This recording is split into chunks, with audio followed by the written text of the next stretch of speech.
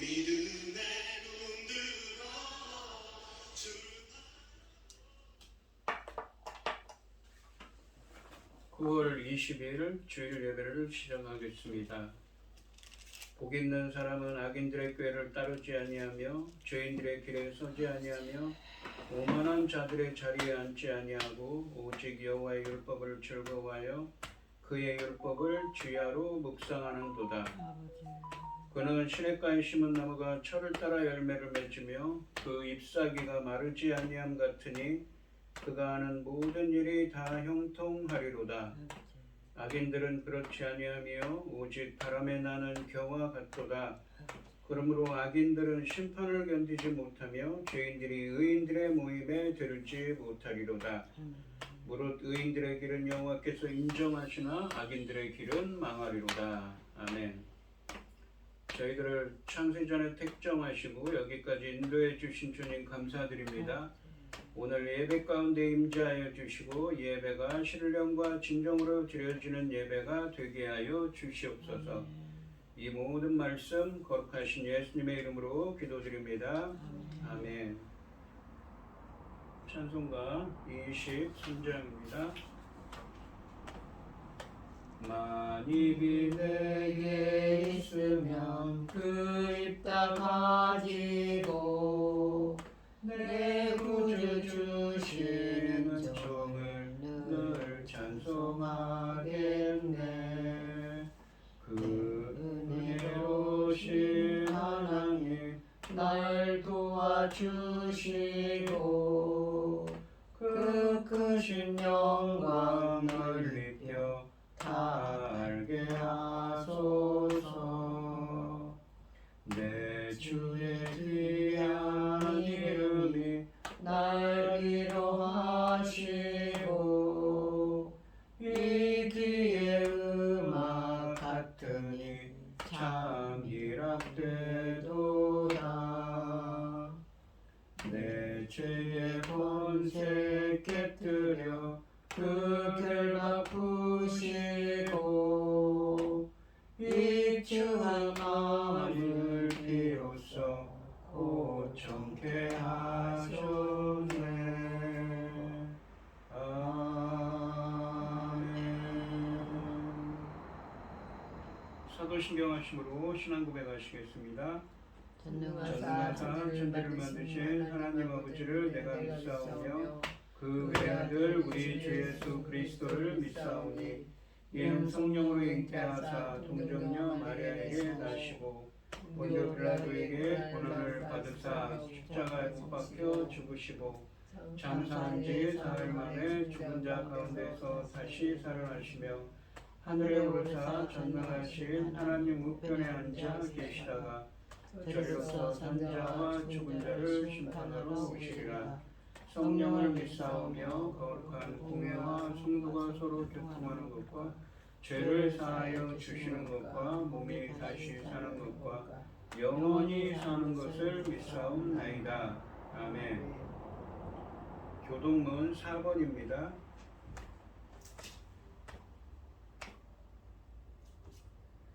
여호와여 나의 말에 귀를 기울이사 나의 심정을 헤아려 주소서. 나의 왕 나의 하나님이여 내가 부르짖는 소리를 들으소서. 내가 주께 기도하나이다. 여호와여 아침에 주께서 나의 소리를 들으시리니 아침에 내가 주께 기도하고 바라리이다. 주는 죄악을 기뻐하는 신이 아니시니 악이 주와 함께 머물지 못하며 오만한 자들이 주의 복전에 서지 못하리이다. 주는 모든 행악자를 미워하시며 거짓말하는 자들을 멸망시키시리이다. 여호와께서는 피 흘리기를 즐기는 자와 속이는 자를 싫어하시나이다. 오직 나는 주의 풍성한 사랑을 힘입어 주의 집에 들어가 주를 경외함으로 성전을 향하여 예배하리이다. 여호와여 나의 원수들로 말미암아 주의 의로 나를 인도하시고 주의 길을 내 목전에 곧게 하소서. 아멘. 찬송가 320장입니다. 나의 죄를 정케 하사 주의 주의 넓은 사랑 항상 찬송합니다. 나를 일꾼 삼으신 주 크신 능력 주시고 언제든지 주 뜻대로 사용하여 주소서. 내게 부어 주시려고 은혜 예비하신 주 주의 은혜 채워주사 능력 있게 하소서. 나를 일꾼 삼으신 주 크신 능력 주시고 언제든지 주 뜻대로 사용하여 주소서. 죄의 짐을 풀어주신 주의 능력 크도다. 나를 피로 사신 예수 내 맘속에 오소서. 나를 일꾼 삼으신 주 크신 능력 주시고 언제든지 주 뜻대로 사용하여 주소서. 주여 내게 성령으로 충만하게 채우사 생명수가 강물처럼 흐르게 하옵소서. 나를 일꾼 삼으신 주 크신 능력 주시고 언제든지 주 뜻대로 사용하여 주소서. 아멘. 기도하겠습니다. 온 땅이여 여호와께 즐거운 찬송을 부를지어다. 기쁨으로 여호와를 섬기며 노래하면서 그의 앞에 나갈지어다. 여호와가 우리 하나님이신 줄 너희는 알지어다. 그는 우리를 지으시니요 우리는 그의 것이니 그의 백성이요 그의 기르는 양이로다. 아멘. 감사함으로 문에 들어가며 찬송으로 그 궁정에 들어가서 그에게 감사하며 그 이름을 송축할지어다. 여호와는 선하시니 그의 인자하심이 영원하고 그의 성실하심이 대대에 이르리로다. 아멘. 아멘. 천지 만물을 지으신 전능하신 하나님 아버지, 어리석고 보잘것없는 저희들을 자녀 삼으시고 아버지의 그 크신 사랑 가운데 살아가게 하시는 참으로 감사드립니다. 전능하신 하나님 아버지, 저희 나라 대한민국을 기억하여 주시옵소서. 불쌍히 여기시고 긍휼을 베풀어 주시옵소서. 하나님 앞에 합당하지 못한 일이 많이 있어서 너무나 죄송스럽습니다. 앞으로는 이런 일이 없도록 아버지께서 지켜주시고 우리 열심히 노력할 것입니다. 전능하신 하나님 아버지, 지금은 열매 거둘 중대한 시대에 열매 거둘 말씀을 들고 강단에 선 당신의 사랑하는 종을 붙잡아 주시고 이 열매 거둘 말씀으로 말미암아 아버지께서 기뻐 받으실 열매들이 넉넉히 나올 수 있기를 간절히 소원하옵고, 이 모든 말씀 억만 죄악 가운데에서 우리를 구원하여 주신 예수 그리스도 이름으로 기도드리옵나이다. 아멘. 오늘 함께 하실 하나님의 말씀은 마태복음 13장 24절에서 30절 말씀입니다. 24절에서 30절 말씀입니다. 교독을 하겠습니다. 제가 먼저 읽겠습니다. 예수께서 그들 앞에 또 비유를 들어 이르시되 천국은 좋은 씨를 제밭에 뿌린 사람과 같으니 사람들이 잘 때 그 원수가 와서 곡식 가운데 가라지를 덧뿌리고 갔더니 싹이 나고 결실할 때 가라지도 보이거늘 집주인의 종들이 와서 말하되 주여 밭에 좋은 씨를 뿌리지 아니하였나이까? 그런데 가라지가 어디서 생겼나이까? 주인이 이르되 원수가 이렇게 하였구나. 종들이 말하되 그러면 우리가 가서 이것을 뽑기를 원하시나이까? 주인이 이르되 가만두라. 가라지를 뽑다가 곡식까지 뽑을까 염려하노라. 둘 다 추수 때까지 함께 자라게 두라. 추수 때에 내가 추수꾼들에게 말하기를 가라지는 먼저 거두어 불사르게 단으로 묶고 곡식은 모아 내 곡간에 넣으라 하리라. 아멘. 찬송가 329장입니다. 주 날 불러 이르소서 말씀대로 전하리라. 나 주님의 뜻을 따라 길 잃은 양 찾으리다. 주 날 인도하옵소서 나도 남을 인도하리. 주 말씀에 주린 양떼 다 먹이게 하옵소서.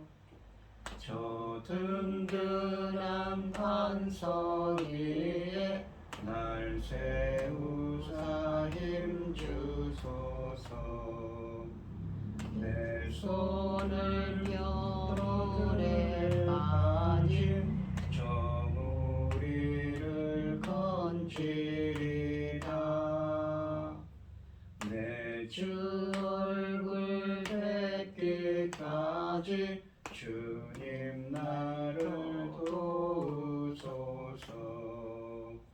이 천한 몸 받으셔서 주 뜻대로 쓰옵소서. 아멘. 오늘 본문 말씀의 제목은 곡식과 가라지 비유입니다. 지난 시간에 예수님께서는 씨 뿌리는 자의 비유에 대해서 말씀하셨는데 오늘은 알곡과 가라지 비유에 대해서 말씀하십니다. 그런데 이 본문에서도 씨 뿌리는 자가 나오지요. 그러니까 상당히 비슷한 면도 있는 비유입니다. 24절 말씀해 보시면 예수께서 그들 앞에 또 비유를 들어 이르시되 천국은 좋은 씨를 제밭에 뿌린 사람과 같으니 라고 말씀하십니다. 예수께서 그들 앞에 또 비유를 들어 이르시되 라는 표현은 3절 말씀에서 언급된 많은 비유들 중 첫 번째로 소개된 씨 뿌리는 자의 비유와 다른 비유임을 의미합니다. 따라서 여기서 비유가 주어진 대상인 그들은 3절에서 많은 비유들이 주어졌던 그들, 곧 많은 무리들을 2절 말씀에 나오는 많은 무리들을 지칭하고 있습니다. 이러한 사실은 처음 세 가지 비유들이 마무리되었음을 알리는 34절에 가시면 이 모든 것들을 예수님께서 무리들에게 비유로 말씀하셨고 비유가 아니면 아무것도 그들에게 말씀하지 않으셨다라는 9절에서 명확히 밝혀지고 있습니다.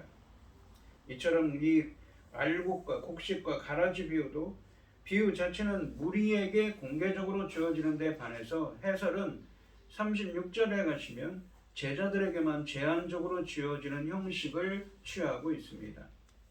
이 두 번째 비유는 공통적인 단어 씨 뿌린 사람에 의해 첫 번째 비유와 연결됩니다. 그러나 이 단어와 두 개의 다른 주의를 끄는 단어 밭과 씨를 제외하면 이 비유는 완전히 다른 목적들을 가지고 있습니다.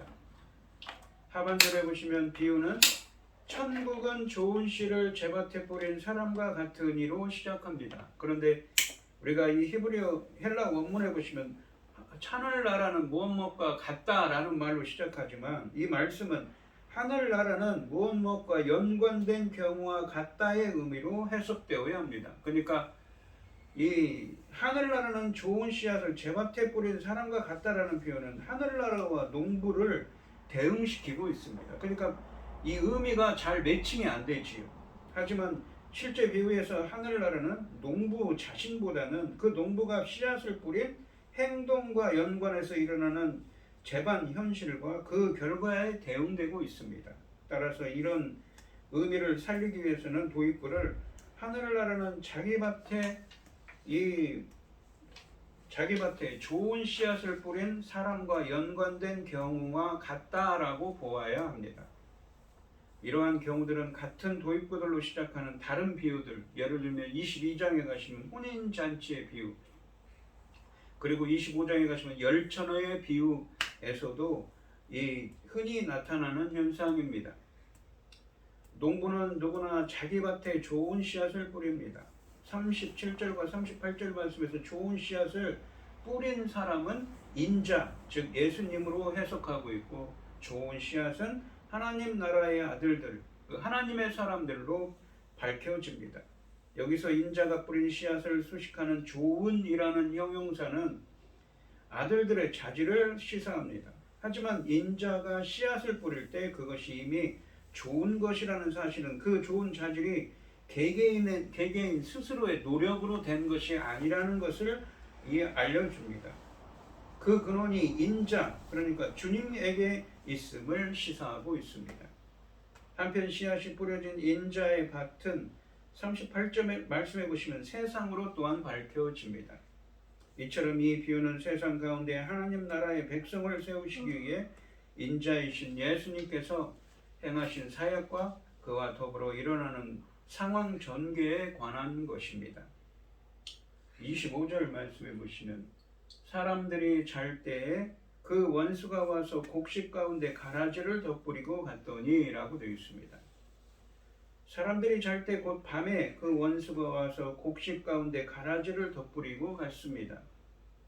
사람들이 잠잘 때는 단지 밤을 뜻하는 것으로 보이며 마귀가 사악한 활동을 사람들이 방심하고 있을 때 아무도 모르게 수행했다는 점을 암시해주고 있습니다. 그러니까 사람들은 잠잘 때 마귀는 일을 하고 있다는 것이죠. 이것은 마귀의 음험함과 악한 성격을 부각시키고 있습니다. 이 알곡을 뿌린 밭에 가라지가 함께 자라는 것은 일반적인 현상입니다. 하지만 여기서 원수의 행동은 훨씬 적극적인 것입니다. 원수는 알곡을 뿌린 밭에 아예 의도적으로 가라지를 덧뿌렸기 때문입니다. 이러한 행동 묘사는 인자의 사역에 대한 마귀의 방해가 얼마나 적극적이고 적대적인지를 보여줍니다. 가라지는 열매를 맺기 전까지는 알곡과 구분이 잘 안 되는 잡초로서 열매에는 독성이 있어서 곡식과 섞이면 곡식 전체의 상품 가치를 떨어뜨리는 골칫거리 식물입니다. 가라지의 이러한 특성은 마귀가 하나님 나라를 대적하여 펼치는 활동들이 그 나라의 아들들에게 얼마나 교묘하면서도 실제적인 위협이 되는지를 가늠하게 해줍니다. 38절과 39절 말씀에서 그의 원수는 마귀로 가라지들은 악한 자의 아들들로 밝혀집니다. 이로써 밭의 가라지 비유는 인자와 마귀, 그 나라의 아들들과 악한 자의 아들들 사이에 긴장을 다룬 비유로 드러나고 있습니다. 원수가 가라지를 곡식 가운데 뿌렸기 때문에 곡식 속에 섞이게 됩니다. 하늘나라가 왔지만 갑자기 좋은 세상으로 변하는 것은 아닌 것입니다. 사탄의 방해 때문에 하늘나라의 백성 가운데 사탄의 사람들이 섞이게 된 것이지요. 이 26절 말씀해 보시면, 그러니까 밭은 세상이거든요. 세상에는 사탄의 그 가라지들이 있는 거, 사탄의 아들들이 있는 것입니다. 26절 말씀해 보시면 싹이 나고 결실할 때에 가라지도 보이거늘 이라고 말씀하십니다. 좋은 씨앗이 싹이 나서 열매를 맺을 때 마침내 가라지들도 나타났습니다. 가라지는 싹이 나서 자라나는 동안에는 알곡과 비슷해서 열매를 맺기까지는 알곡과 구분하기가 어렵습니다. 그러나 일단 열매가 맺히면 가라지는 알곡과 구분됩니다. 이 비유는 이 알곡과 가라지가 구분이 안 되는 기간에 대해서는 관심을 두지 않지만 이 가라지가 알곡과 구분된 모습으로 드러난 상황에 초점을 맞추고 있습니다. 이처럼 비유는 밭의 알곡과 가라지가 공존하는 불편하고 긴장된 상황을 그리고 있는 것이죠. 밭은 세상이라고 그랬습니다.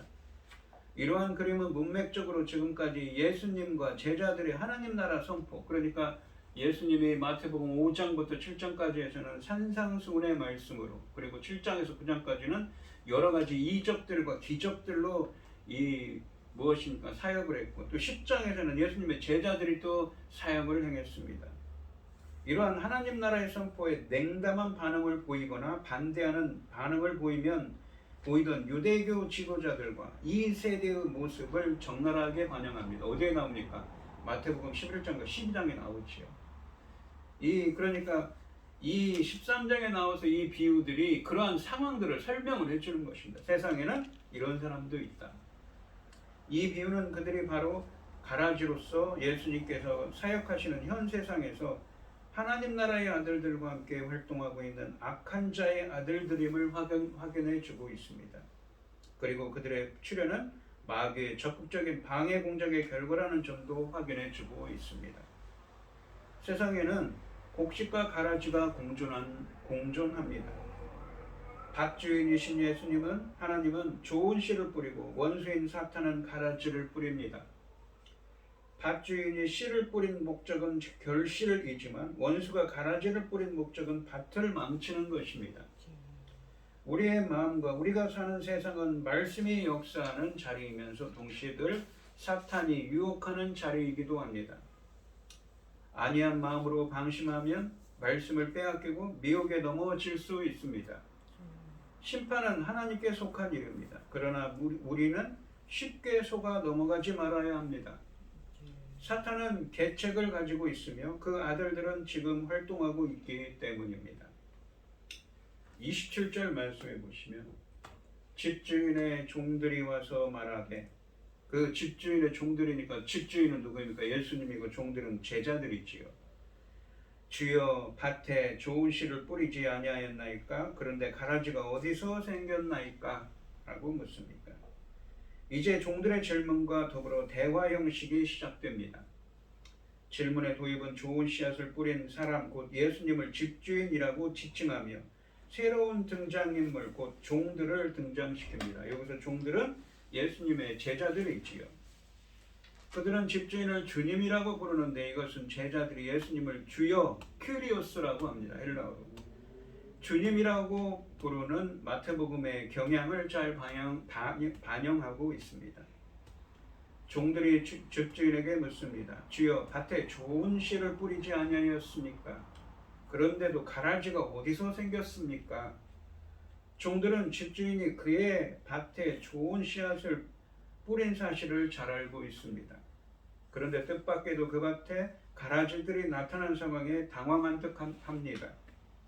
따라서 그들은 이 가라지들이 어떻게 나타나게 되었는지 그 원인을 묻고 있습니다. 그들은 밤에 밭에서 무슨 일이 있었는지 전혀 알지 못하고 있습니다. 그들은 메시아가 와서 하나님 나라의 복음을 선포하면 하나님 나라의 백성들만으로 구성된 새로운 세상에 출현하리라고 기대했습니다.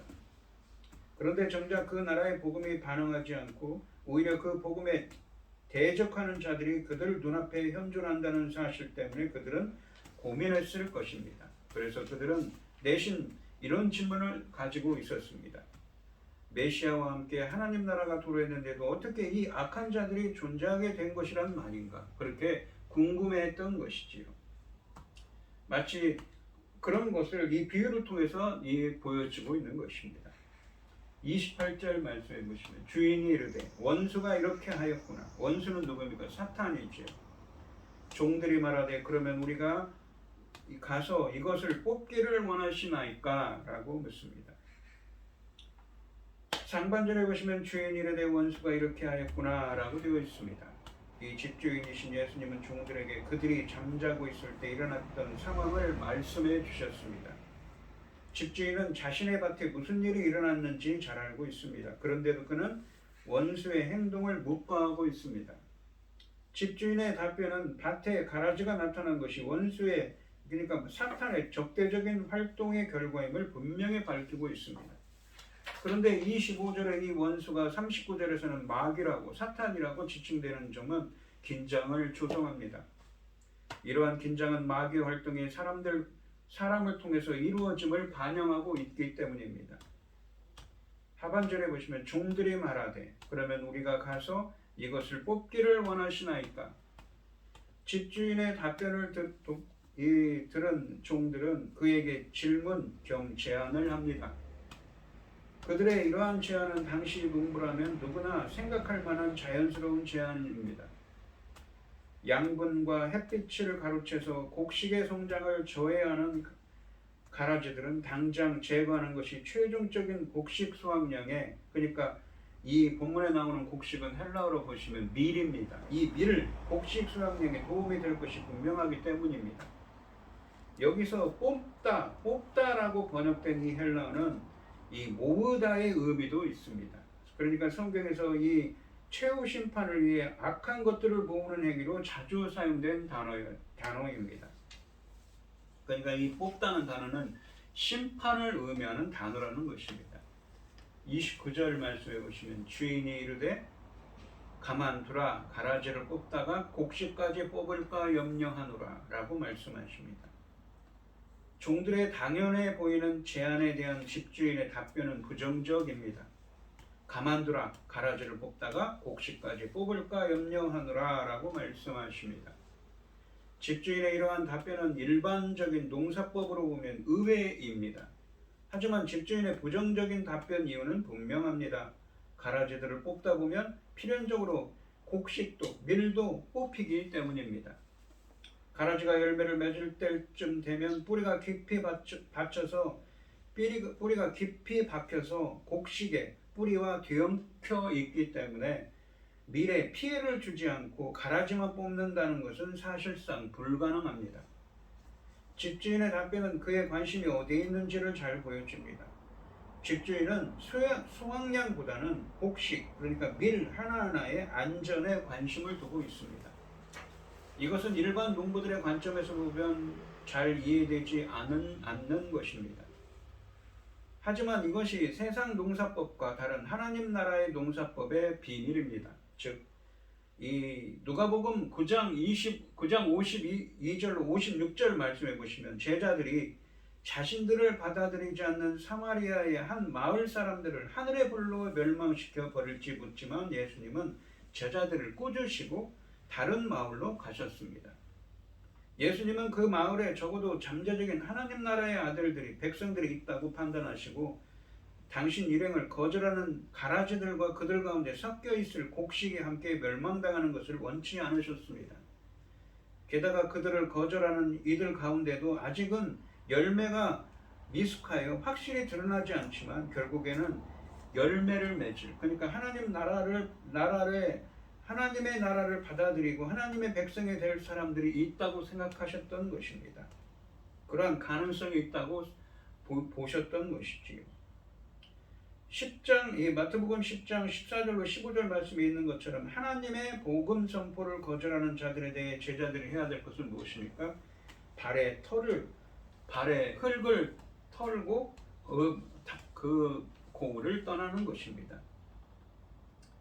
심판날을 기다리는 것입니다. 이제 예수님의 명령은 심판날을 기다리는 것과 관련됩니다. 30절 말씀해 보시면 둘 다 추수 때까지 함께 자라게 두라. 추수 때에 내가 추수꾼들에게 말하기를 가라지는 먼저 거두어 불사르게 단으로 묶고 곡식은 모아 내 곡간에 넣으라 하리라 라고 되어 있습니다. 30절 말씀해 보시면 상반절에 보시면 이제 집주인의 명령이 주어집니다. 둘 다 추수 때까지 함께 자라게 두라고 말씀하십니다. 이 명령은 밭의 가라지 비유의 핵심입니다. 가라지를 인위적으로 제거하려 해서는 안 됩니다. 종들은 추수 때까지 알곡과 가라지가 함께 자라도록 인내하며 기다려야 한다고 말씀하십니다. 추수는 최후의 심판을 가리키는 일반적인 은유적인 표현입니다. 이 39절 말씀해 보시면 추수를 시대의 끝이라고 확인해 줍니다. 예수님의 메시지는 분명합니다. 제자들은 알곡과 가라지가 함께 자라고 있는 밭, 곧 세상 가운데서 가라지, 곧 악한 자의 아들들을 섣불리 제거하려 해서는 안 된다고 하십니다. 그들은 인자의 최종 심판 때까지 오로지 인내하며 기다려야 합니다. 38절을 말씀해 보시면 밭은 세상을 의미합니다. 이 말씀은 문맥적으로 복음 선포의 대상인 이스라엘, 그리고 궁극적으로는 복음이 선포되는 온 세상 가운데 예수님의 하나님 나라의 선포를 받아들인 제자들과 거부하는 적대자들 사이에 이 문제인 것이 분명한 것입니다. 그러니까 이 세상에는 그러한 상태라는 거죠. 그래서 예수님이 오셨는데도 이 마태복음 5장부터 9장까지 예수님이 사역을 했는데도 11장 12장에 가시면 바리새인들과 서기관 그리고 2세대라고 하죠. 이 지혜롭고 슬기로운 자들이라고 하는 자칭 그런 사람들은 예수님을 받아들이지 않았습니다. 그러한 의미에 대해서 비유로 설명하고 있는 것입니다. 하반절에 보시면 집주인의 답변은 계속됩니다. 추수 때에 내가 추수꾼들에게 말하기를 가라지는 먼저 거두 불사르게 단으로 묶고 곡식은 모아 내 곡간에 넣으라 하리라. 알곡과 가라지 곧 의인들과 악인들 사이의 구분은 반드시 이루어집니다. 그리고 그 구분은 최종적인 것입니다. 그런데 그 구분의 시점은 지금이 아니라 추수 때 곧 39절 말씀처럼 시대의 끝에 이루어집니다. 일반 농사에서는 씨를 뿌리는 자들이 대개 추수꾼 역할도 수행하지만 가라지 비유에서는 이들 둘이 구분됩니다. 씨 뿌리는 단계에서 나타났던 이 종들은 그 나라의 아들들 곧 제자들인데 추수꾼들은 천사들이기 때문입니다. 이러한 이례적 상황 묘사는 제자들이 심판 상황에서 아무 역할도 하지 못한다는 점을 알려줍니다. 심판과 관련해서 제자들에게 기대되는 바는 심판 때까지 기다리는 것뿐입니다. 추수꾼들은 가라지를 먼저 모아 불로 사르도록 단들로 묶습니다. 예수님은 종말에 악에 대한 속독한 심판이 있을 것을 강조하기에 불심판을 말씀하신 것입니다. 끝으로 곡식은 인자의 곡간에 모은다고 말씀하십니다. 내 곡간, 그러니까 하나님의 곡간은 43절 말씀처럼 아버지의 나라와 일치될 수 있으며 궁극적인 구원의 영역을 상징하고 있습니다. 이 오늘 본문 말씀을 보시면 세상에는 곡식과 가라지가 공존합니다. 밭주인이신 예수님 하나님은 좋은 씨를 뿌리고 원수인 사탄은 가라지를 뿌려놓았습니다. 밭주인이 씨를 뿌리는 목적은 결실이지만 원수가 가라지를 뿌린 목적은 밭을 망치는 것입니다. 우리의 마음과 우리가 사는 세상은 말씀이 역사하는 자리이면서 동시에 늘 사탄이 유혹하는 자리이기도 합니다. 안이한 마음으로 방신하면 말씀을 빼앗기고 미혹에 넘어질 수도 있습니다. 심판은 하나님께 속한 일입니다. 그러나 우리는 쉽게 속아 넘어가지 말아야 합니다. 사탄은 계책을 가지고 있으며 그 아들들은 지금 활동하고 있기 때문입니다. 이것은 복음을 회방하는 악인에 대한 즉각적인 분리와 심판이 이루어지지 않아 하나님이 외면하고 계신 것처럼 느껴질 수도 있습니다. 하지만 하나님이 의인들을 더 얻고 보호하기 위해 세심한 배려로 심판을 참고 또 참고 계시는 것이라면 이미 천국은 임한 것입니다. 하나님이 가라지를 제거할 능력이 있으면서도 추수 때까지 그냥 두시기로 하셨다면 그것은 이러한 악이나 혼돈마저도 주의 주권 아래서 선을 이루는 데 쓰시려는 뜻일 것입니다. 그 상황이 나를 망가뜨리도록 허락하지 말고 나를 연단하는 도구로 삼아야겠습니다. 그러나 추수 때의 가라지들은 뽑혀 벌어질 것입니다. 모든 사람에 대한 하나님의 추수가 다가오고 있습니다. 그리스도께 충성을 유지하고 그분께 순종함으로 당신 자신을 준비하시기 바랍니다. 가라지들의 유혹에 빠지지 말고 풍성하고 좋은 열매 맺는 일에 열심을 다해야 하겠습니다. 오늘 이 시간 성도님들도 심판하시는 날까지 악이 역사하는 현실이 미혹되지 말고 인내하며 선을 행하며 살아가는 여러분들이 되시기를 주님의 이름으로 축원드립니다. 기도하겠습니다. 하나님 아버지, 오늘 본문 말씀에서 알곡과 곡식과 가라지 비유에 대해서 말씀하십니다. 이 마태복음 13장 말씀은 그동안 예수님이 행했던 사역에도 불구하고 예수님이 메시아로 오셔서 많은 기적들과 말씀을 주셨는데도 그 예수님의 하나님 나라의 사역에 전혀 반응을 하지 않고 오히려 예수님을 비웃고 대적하던 일들이 있는 것에 대해서 왜 이런 일이 있는가에 대해서 비유로 설명하고 있습니다. 바로 악한 사탄 마귀들이 씨를 뿌려 놓았기 때문이라고 하십니다. 세상에는 지금도 하나님의 자손들과 악한 마귀의 자손들이 섞여 있는 것입니다. 이러한 상황이 있더라도 저희들이 심판 때까지 악이 역사하는 현실에 미혹되지 않고 인내하며 선을 행하며 살아가는 저희들이 되게 하여 주시옵소서. 이 모든 말씀 거룩하신 예수님의 이름으로 기도드리옵나이다. 아멘.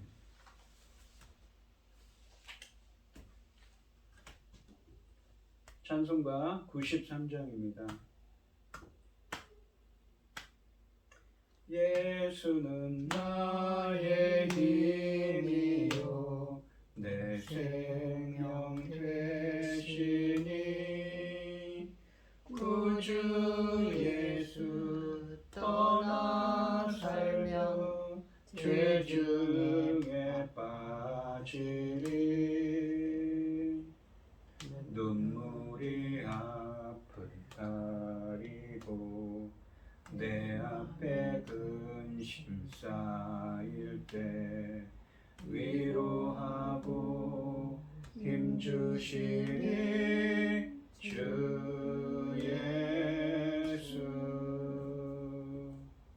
예수는 나의 힘이요 내 친구 되시니 그 은혜를 간구하면 풍성히 받으리. 햇빛과 비를 주시니 추수할 곡식 많도다. 귀한 열매 주시느니 주 예수.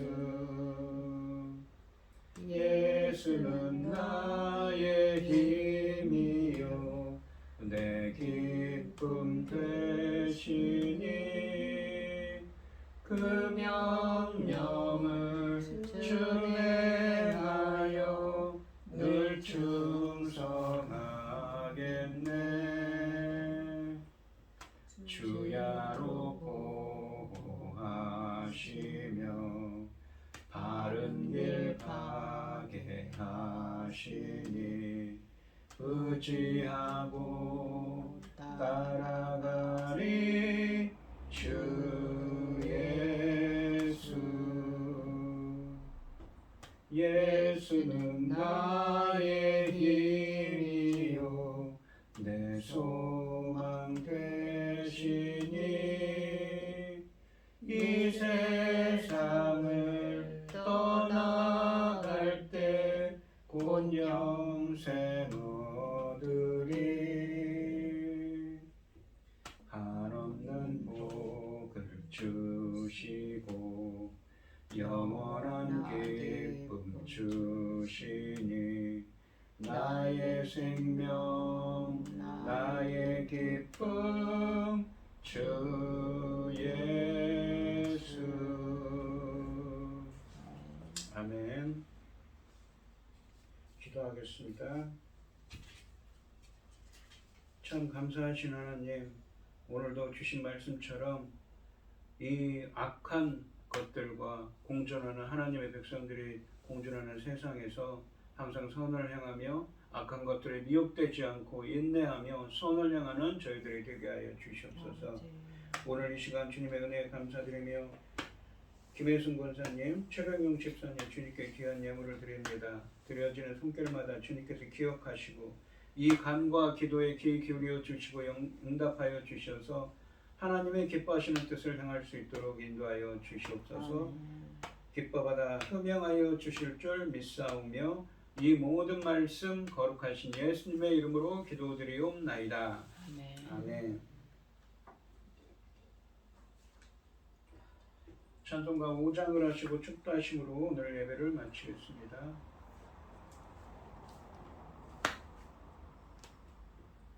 이 천지간 만물들아 복 주시는 주 여호와 전능성부 성자 성령 찬송하고 찬송하세.